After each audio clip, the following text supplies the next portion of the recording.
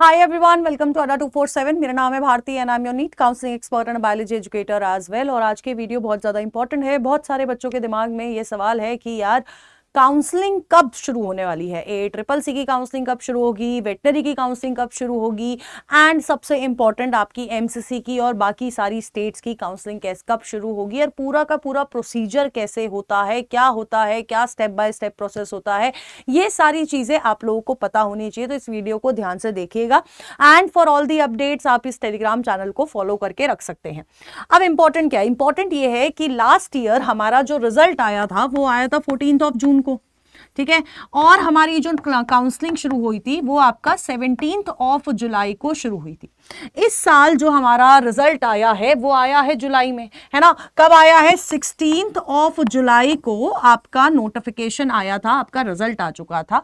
तो हम लोग इस साल मतलब लास्ट ईयर 17 जुलाई को आपका नोटिफिकेशन आ गया था, काउंसलिंग वगैरह सब शुरू होने को थी, लेकिन ये बहुत रिपीटेडली पोस्टपोन हुआ था, ठीक है। और अगर मैं टेक्निकली बोलूं तो यार ये फर्स्ट वीक ऑफ अगस्त में जाके शुरू हुआ था। कब शुरू हुआ था?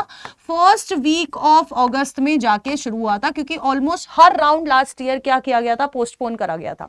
अब 16 जुलाई को आया है, तो मैं अगर टेक्निकली एक महीना भी देखूं तो आपका 15 अगस्त के आसपास हम लोग एक्सपेक्ट कर सकते हैं, ठीक है। लेकिन अगर इन लोगों को जल्दी करना पड़ा, मतलब ऐसे जल्दी करने की कोशिश करी कि यार क्योंकि ऑलरेडी एक महीने का डिले है, अगर ये जल्दी करने की कोशिश करेंगे तो हम लोग majorly first week of August में आपकी जो है काउंसलिंग वो शुरू हो जाएगी, या तो मिड वीक, है ना, 15-16 के आसपास, या फिर फर्स्ट वीक ऑफ अगस्त। अब मैं ऐसा क्यों बोल रही हूं? क्योंकि अगर अभी आपका ना जो ये सारी चीजें हैं वो शुरू हो चुकी है। फॉर एग्जांपल अगर आप MCC की वेबसाइट देखोगे, MCC वेबसाइट पे आप जब UG मेडिकल में जाओगे, कल तक यहाँ पर लास्ट ईयर का इंफॉर्मेशन ब्रोशर, आपका बहुत सारे PDF, बहुत सारे नोटिफिकेशन आपको यहाँ पर दिख रहे थे, लेकिन अब वो नहीं दिख रहे हैं, ठीक है। एंड इनफैक्ट यहाँ पर भी अब आपका क्या आ गया है? 2026-2027 का NRI वाला भी काफी टाइम पहले का आ चुका है, उसके नीचे के सारे नोटिफिकेशन गायब कर दिए गए हैं, ठीक है। अब एक और चीज बताती हूं, फॉर एग्जांपल यार CW वेरिफिकेशन, लास्ट ईयर जब दिल्ली यूनिवर्सिटी का ये CW वेरिफिकेशन वाला पोर्टल शुरू होता है, उसके 5-10 दिन बाद ही आपका MCC का नोटिफिकेशन आ गया था। तो बहुत जल्दी हम एक्सपेक्ट कर सकते हैं कि आपकी काउंसलिंग शुरू होगी। तो फर्स्ट वीक ऑफ अगस्त में आपकी काउंसलिंग जो है वो शुरू हो सकती है। अब इंपॉर्टेंट क्या है कि यार काउंसलिंग कैसे कैसे होगी, कब कब होगी, क्या क्या चीजें हमें ध्यान में रखनी है। तो सबसे पहले देखो, इस तरह का एक पूरा शेड्यूल आता है जब आपकी काउंसलिंग शुरू होती है। तो फॉर एग्जांपल क्या होता है, देखो सबसे इससे पहले मैं आपको ये बताना चाहूंगी कौन कौन सी काउंसलिंग्स हैं। तो सबसे पहले हमारा MCC काउंसलिंग है और स्टेट की काउंसलिंग है, ठीक है। ये किसके लिए है? Majorly MBBS, BDS and BSc nursing के लिए, ठीक है। अब दूसरा आपका ACCC की काउंसलिंग है, ठीक है। ACCC की काउंसलिंग है। अब ये जो ACCC की काउंसलिंग है किसके लिए है? आयुष कोर्सेज के लिए है। ACCC is like MCC, but क्योंकि ये ऑल इंडिया कोटा के आयुष कोर्सेज की काउंसलिंग कराती है। इसके साथ साथ हमारे पास क्या है? स्टेट की काउंसलिंग भी इसकी अलग होती है। तीसरी काउंसलिंग है आपका BVSC की काउंसलिंग, है ना, जो कि आपका ओवरऑल लेवल पे VCI कंडक्ट कराती है। अब मैं आपको बताती हूँ, फॉर एग्जाम्पल अगर ये मिड अगस्त से शुरू होगी, ठीक है, मिड अगस्त से शुरू होगी और एक राउंड को कंप्लीट करने के लिए 15 से 20 दिन का समय जाता है, ठीक है।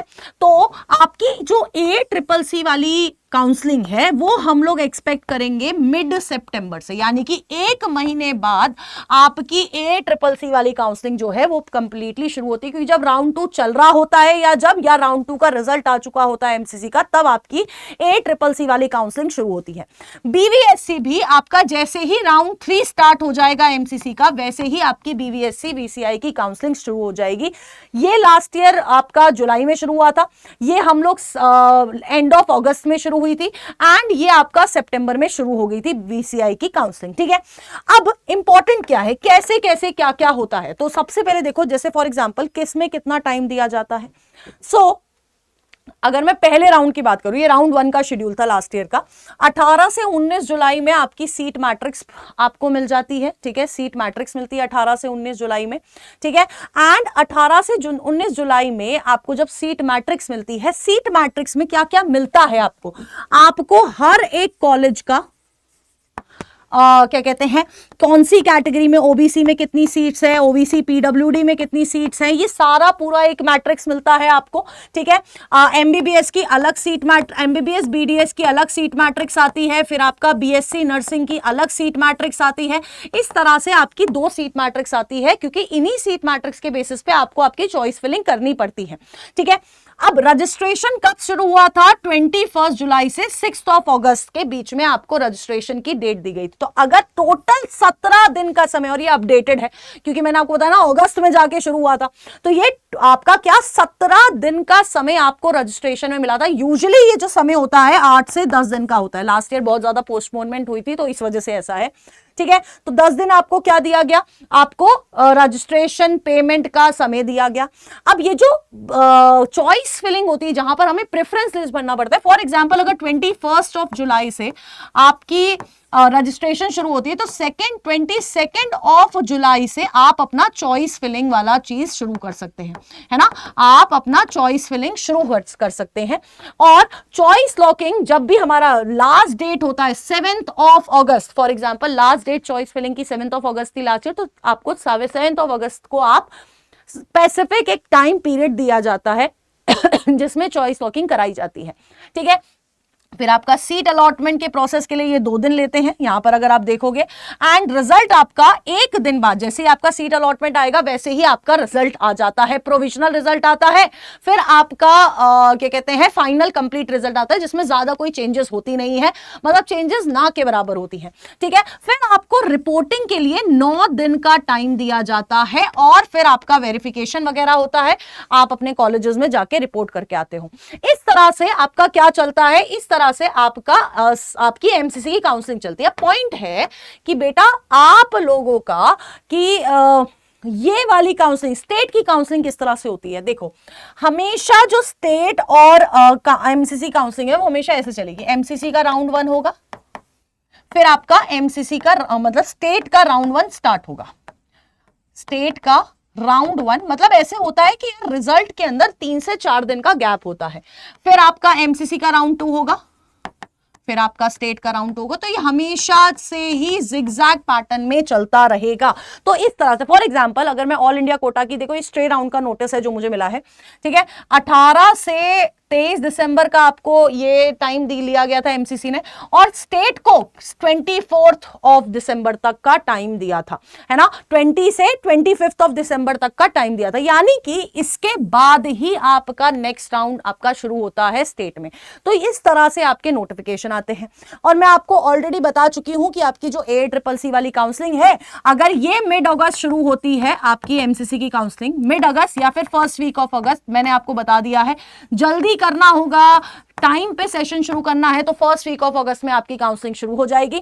तो अगर एमसीसी की काउंसलिंग, ठीक है, इफ जल्दी करना होगा, ठीक है, तो यहां शुरू होगी। अगर यहां शुरू होती है तो आपकी ACCC की काउंसलिंग मैं आपको बता देती हूं, या तो अगर मिड अगस्त के हिसाब से तो ये मिड सितंबर में जाएगा, और ये अगर फर्स्ट वीक ऑफ अगस्त के हिसाब से तो ये फर्स्ट वीक ऑफ सितंबर। मतलब आप ये मान के चलिए कि आपकी जो काउंसलिंग है वो 1 महीने बाद चलती है, और इसी के 15 से 20 दिन बाद 15-20 डेज लेटर आपकी VCI की काउंसलिंग शुरू हो जाती है। दिस इज व्हाट हैपेंस, ठीक है।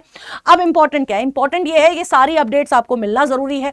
इंपॉर्टेंट ये है, आपको पता होना चाहिए कि इसमें क्या प्रोसेस है, किसमें क्या डॉक्यूमेंटेशन है, कितना टाइम आपको रेजिग्नेशन के लिए मिलेगा, और सबसे इंपॉर्टेंट ये है कि आपके डॉक्यूमेंट सही से बने हैं, आपने फॉर्म फिल सही से किया है, आपने चॉइस फिलिंग सही से करी है। क्योंकि बेटा ये जो छोटी छोटी चीजें तुम्हें अभी लग रही है कि यार ये तो बिल्कुल छोटी छोटी चीजें, इसमें क्या ही ध्यान देना है, यही वो छोटी छोटी चीजें हैं जो तुम्हारी सीट खा जाएगी। तो हमें सीट नहीं खिलानी है, ठीक है। हमें अपनी जो अपनी रैंक पे बेस्ट सीट है वो हमें लेनी है। उसके लिए बेटा जी आपको ये पर्टिकुलर आप 1 या 1 प्रो में आप एनरोल कर सकते हो। 1 प्रो के लिए मैं ज्यादा आपको बोलूंगी, देखो अगर आपके पास कोई गाइडेंस नहीं है तो 1 प्रो लो, क्योंकि यहां पर आपको डेडिकेटेड काउंसलर और कस्टमाइज्ड प्रेफरेंसेस मिल जाएगी। और अगर आप 1 वाला बैच लेते हो तो आपके पास ऑलरेडी एक घर में कोई गाइडेंस करने वाला होना चाहिए, क्योंकि यहां पर आपको कोई काउंसलर नहीं मिलेगा। प्रेफरेंस लिस्ट यहां पर मिलेगी, एक जनरल प्रेफरेंस लिस्ट मिलेगी। बाकी आपको लास्ट ईयर के जितने भी डेटा है वो आपको मिल जाएंगे, डॉक्यूमेंटेशन, सारी अपडेट्स, आपको फॉर्म फिलिंग में हेल्प होगी, सब कुछ आपको कराया जाएगा।